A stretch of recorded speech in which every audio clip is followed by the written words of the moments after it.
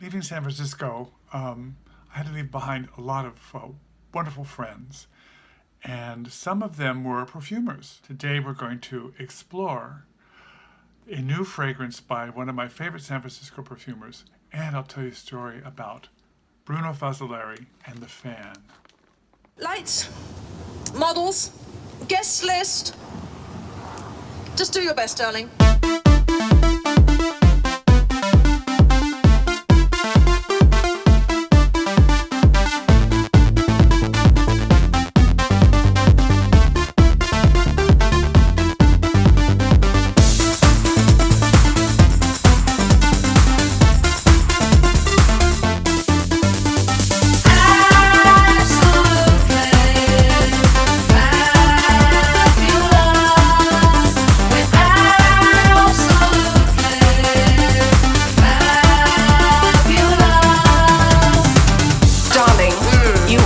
Fabulous, wonderful individual. Thank you. And remember, I've known you longer than your daughter. Champa's all right for you, Pat. Lovely, sweetie. Should we finish off the beluga, or should we have some smoked salmon and nibbly things? Or whatever, sweetie. All right, we'll finish off. So a few years back, I went to an opening of Bruno Fazzolari's. It was an art installation at this art gallery in San Francisco, and he was introducing his new fragrance at the time in this gallery, and it was a show filled with San Francisco artists. Each one had a painting or a sculpture on display, and he had a painting that inspired this fragrance, and the fragrance was on a sculpture stand, and it was sitting there with just a bottle, and it had some smelling papers that you could spray it and smell it, but everyone was standing around looking at it.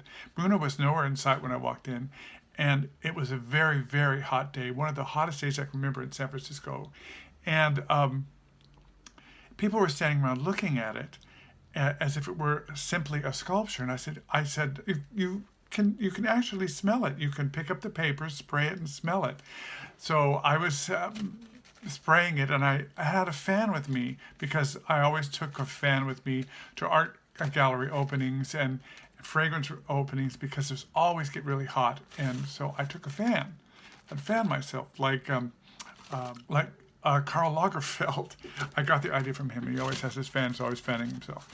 So I had this fan, and Bruno came by, and we were talking, and I said, "Hey, let's spray some on the fan, and we'll wave it around like this."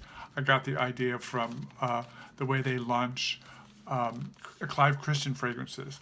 So we sprayed the fan and waved it, and people came over and really enjoyed it. So that's the story of Bruno Fazzolari and the fan. But the fragrance I'm going to be reviewing is his new one.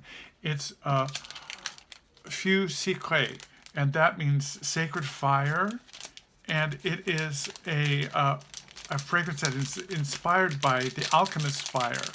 Alchemists were people in the Middle Ages who tried to make gold out of base metals. So this is the fragrance, and it is an aromatic spicy. We'll just spray it on here. And Bruno sent this to me. I'm going to put a link down below so you can read my review, which is a lot better. My written reviews are a lot better than my YouTube reviews because I just ramble on in YouTube, but you can check that out. The main accords are woody, powdery leather, warm, spicy, aromatic, and floral. Now, the notes are hemlock, spruce, eucalyptus, birch tar, Himalayan cedar, vanilla, iris, turmeric, and pink pepper. And I talk about it in my written review that the eucalyptus is like the eucalyptus I smelled when I was a kid in Southern California. And in the summer, it would get so hot that the eucalyptus trees around where I lived, in the town I lived in, would almost seem to be smelling of burning eucalyptus. It would just fill the air, and it was so beautiful. It was just really, just an incredibly wonderful fragrance that just hung in the air with the mixture of flowers and the smell of the sea and the Pacific Ocean, and there's this whole wonderful kind of smell you get in the summer in Southern California that I've never smelled anywhere else.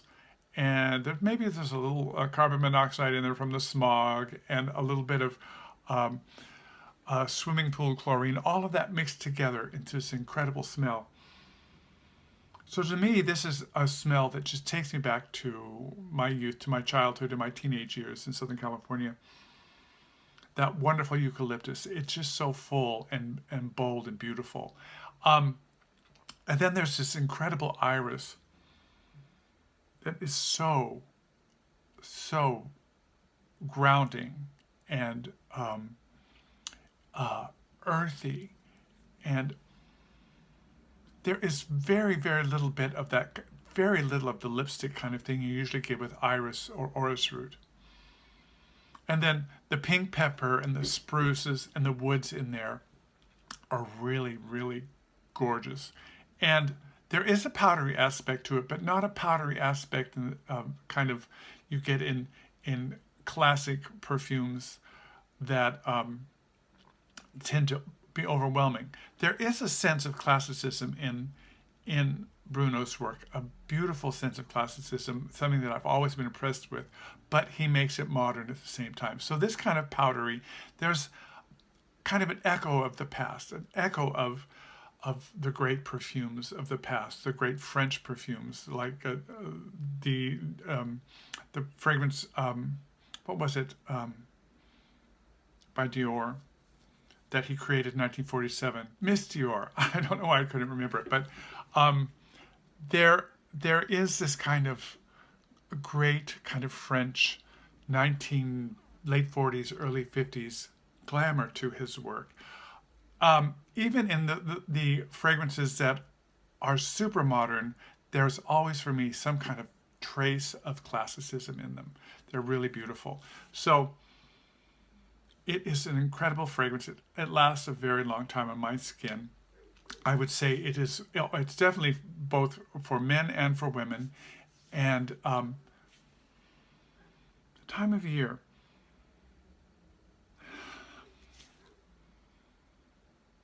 This is such a warm fragrance that I would say fall and winter. But for me, I wear fragrances anytime that I want to. I mean, if I'm in the mood and it hits me right, I'll wear a winter fragrance in the summer. It's just I'm that way. I wear classic,